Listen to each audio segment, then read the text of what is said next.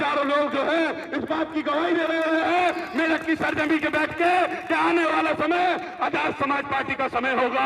आने वाला समय इस प्रदेश के अंदर माननीय चंद्रशेखर साहब जैसे लोग वजीर आजम होंगे। लड़ाई आज रोटी कपड़ा और मकान की नहीं है, इस देश के अंदर लड़ाई है तो इस देश के अंदर लड़ाई मान सम्मान और स्वाभिमान की है। इस देश के अंदर अगर आज लड़ाई है तो सदी से चली आ रही जुल्म जाति अन्याय अत्याचार का खात्मा करने की है। इस देश के अंदर लड़ाई है तो इस देश के अंदर स्वतंत्र समानता बंधुत्व न्याय को स्थापित करने की लड़ाई है।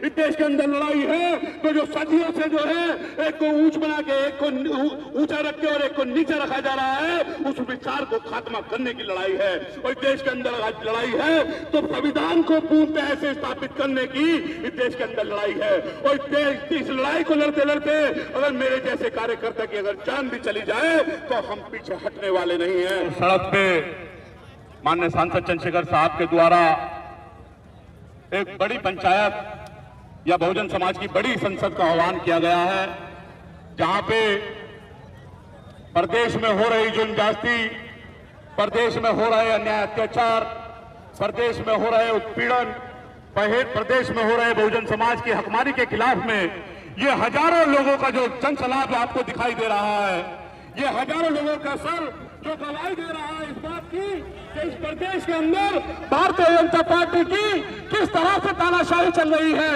इस प्रदेश के अंदर भारतीय जनता पार्टी की किस तरह से बहुजन समाज के ऊपर अन्याय अत्याचार जुल्म जाति बढ़ रहा है।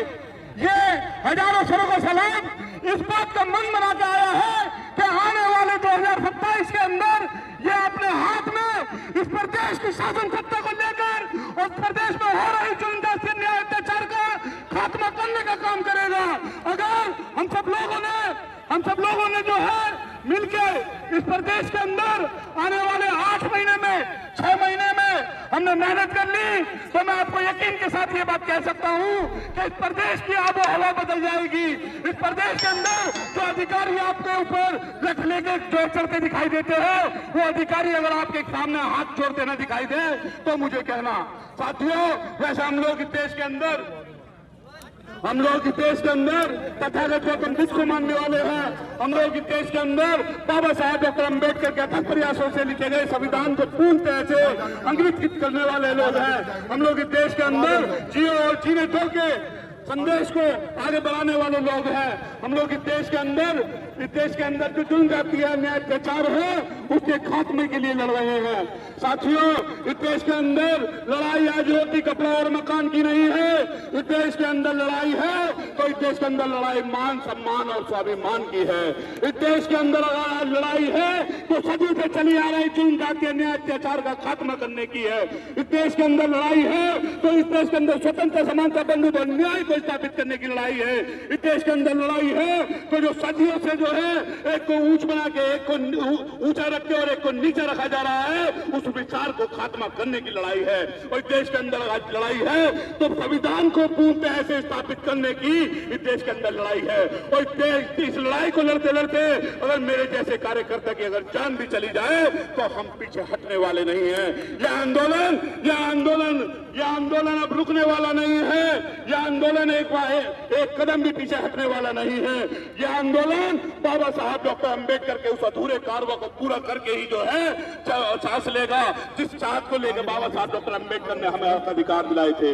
बाबा साहब डॉक्टर अम्बेडकर ने हमें हक अधिकार इसलिए दिलाए कि मेरे बहुजन समाज के लोग जिनके ऊपर सदियों से जुल्म जाति अन्याय अत्याचार हो रहा है, जिनकी बहन बेटियों के साथ शोषण उत्पीड़न होता है, कभी खेतों में जाने के नाम पे तो कभी अपने जो है मेहनत का पैसा मांगने के नाम पे, कभी इनकी बहन बेटियों को घास काटने जाती है खेतों में तो उनके साथ अन्याय अत्याचार होता है, कभी इनको तनख्वाह अपनी तनख्वाह वृद्धि की बात की जाती है तो तब इनको जेल में उठा के जो है बंद कर दिया जाता है।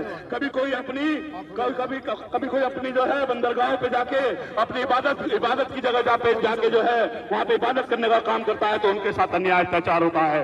और इस अन्याय अत्याचार को हम सहने वाले नहीं हैं। ये हजारों लोग जो है इस बात की गवाही दे रहे हैं मेरठ की सरजमी के बैठ के कि आने वाला समय आजाद समाज पार्टी का समय होगा।